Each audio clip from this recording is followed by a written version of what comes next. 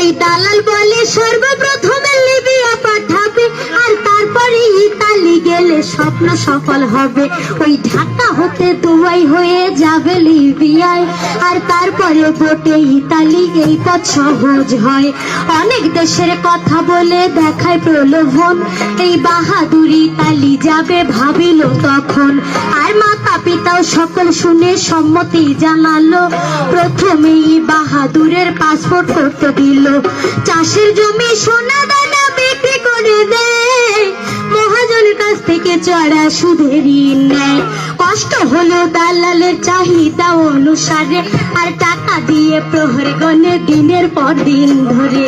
অবশেষে 4 মাস পর ফ্লাইট তারিখ হয়, আর শত দুঃখের ফাঁকেও যেন সুখের উক্তি দেয়। তাই মাতা পিতা আশায় আশায় মাতা পিতা আশায় আশায় বুক বাঁধে সুখ স্বপ্ন ছোঁয়ার। বাস্তবের গল্প শুনুন, যে গল্প অতি বেদনার। বাস্তবের গল্প শুনুন, কোনো কল্প কথার গল্প নয় রে, নয় কোনো ঝুলি ঠাকুমার।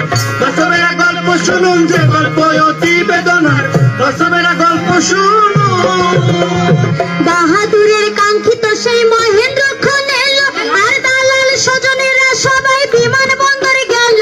ওই ইতালিতে যাওয়ার স্বপ্নে আকাশেতে উড়ে, মা বাবার আনন্দ শুধু চোখ বেয়ে ঝরে।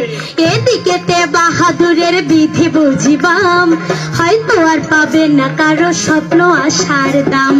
আরো কিছু সহযাত্রী ছিল তারই সাথে, আর সকলেই অবতরণ করলো লিবিয়াতে। সেখানকার এক গুদাম ঘরে থাকার জায়গা দিল, এই অর্থ ব্যয় সবাই যেন হাজতবাসী হলো। আর জোর করে কাজ করতে বলে দালালের ইচ্ছায়, আর না করতে চাইলে শারীরিক নির্যাতন চালায়। খাদ্য পানি পায় না কেউ চাহিদা অনুসারে, আর কান্না চিৎকার করতে গেলেও গলা চিপে ধরে। পাসপোর্ট কাগজপত্র সঙ্গে যে সব ছিল, ওই সুকৌশলে দালালেরা আগেই নিয়ে নিল। এমনি ভাবে চলে অমানবিক নির্যাতন, আর অনেকদিন চলে এই দুর্বিষহ জীবন। অবশেষে ভাগ্য একদিনে পরিবর্তন হলো, ওই লিবিয়াতে নেবে বলে বোটে উঠাইলো। সেখানকার পুলিশের হাতে সবাই ধরা খায়, এই হাজতবাসী হয় সকলে হয়ে নিরুপায়।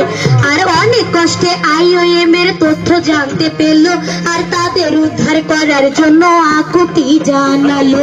হালকা সেদিন নাতিপাত করে বাহাদুর, ওই স্বপ্ন ভাঙা বিনায় বেজে ওঠে করুণ সুর।